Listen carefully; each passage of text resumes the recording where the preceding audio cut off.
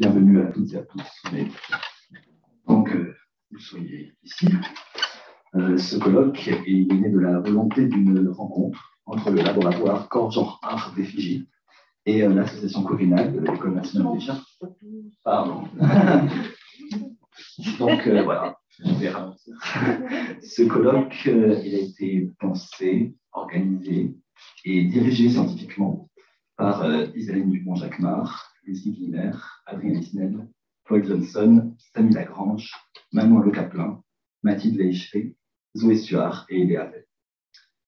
Pour nous présenter brièvement, l'association Corinal, c'est l'association LGBTI+, de l'École nationale des chartes, qui, comme le club Encyclio qui a été créé en 2013, souhaite garantir un lieu d'inclusion et de partage au sein de l'école. Mais donc aussi porter des thématiques liées à l'histoire queer et féministe.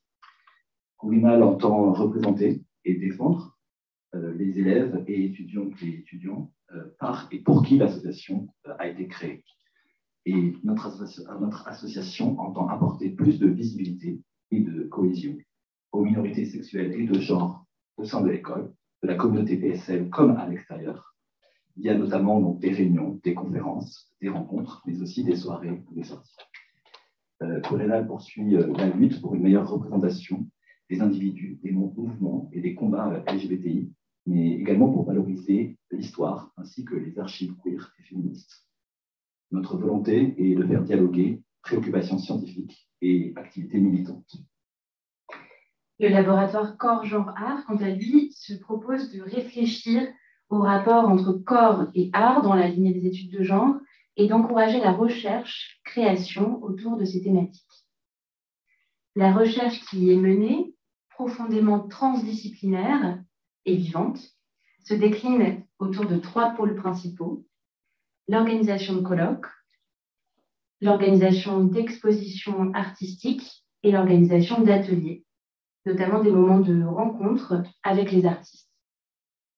Le laboratoire a été créé à l'automne 2019 au sein de l'association Effigie, qui lutte depuis 2003 pour une meilleure représentation des jeunes chercheurs et chercheuses et aussi pour construire un réseau d'entraide et de solidarité pour les jeunes chercheuses qui réfléchissent au genre, aux sexualités et au féminisme. En 2020, l'œuvre de l'artiste Paolo Cirio, intitulée Capture, composée d'une multitude de visages casqués de policiers récupérés sur Internet afin de dénoncer la reconnaissance faciale et ses dérives, a été déprogrammée d'une exposition au Frénois.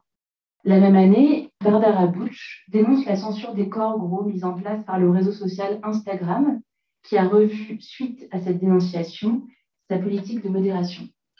Dans l'ouvrage du collectif Piment, Le Dérangeur, petit lexique en voie de décolonisation, paru également en 2020, un portrait est dressé de 2 pôles qui s'accusent mutuellement de censure.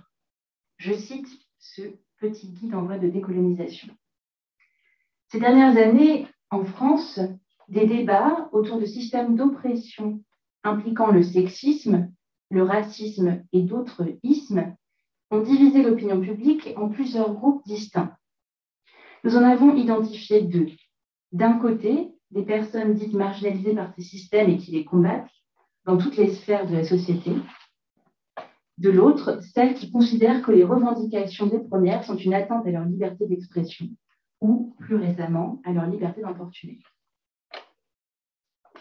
Le thème de la censure est un enjeu particulièrement actuel, à une époque où l'on entend beaucoup parler de cancel culture, de culture de l'annulation. Pourtant, invisibiliser, effacer et formater les corps ne sont pas des problématiques propres à notre temps.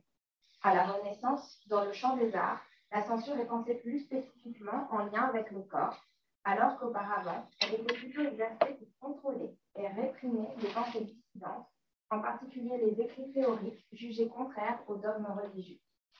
Depuis la fin du Moyen-Âge, dans les États modernes en construction, la censure est d'abord incarnée par le pouvoir royal, tout en demeurant un instrument de contrôle des sociétés par l'Église institution. Puis au XIXe siècle, elle est exercée par la loi et par les tribunaux, dont l'autorité policière est l'un des relais. Par la suite, ces formes semblent se multiplier tout en se complexifiant. Ainsi, pour hier comme pour aujourd'hui, il importe de s'interroger. Qui est censuré par qui? Qui a le pouvoir de censurer? Dans les images, quels corps sont jugés dissidents et dans quelle mesure sont-ils encadrés, voire effacés?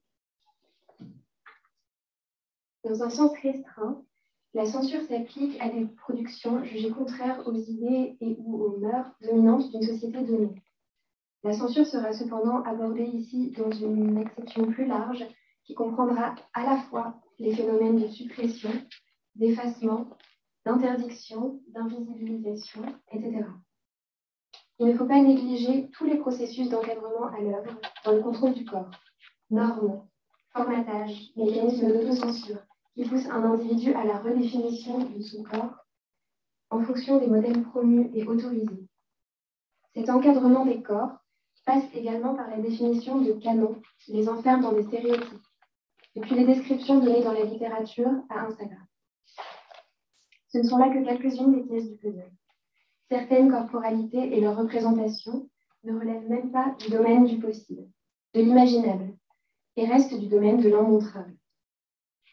Par quel mécanisme, quelles opérations, quel pouvoir cette frontière séparant ces corps des autres est-elle ainsi toujours réaffirmée? Comment certains corps sont-ils invisibilisés et formatés? Quel regard identifie les pathologies des corps pour mieux les contrôler?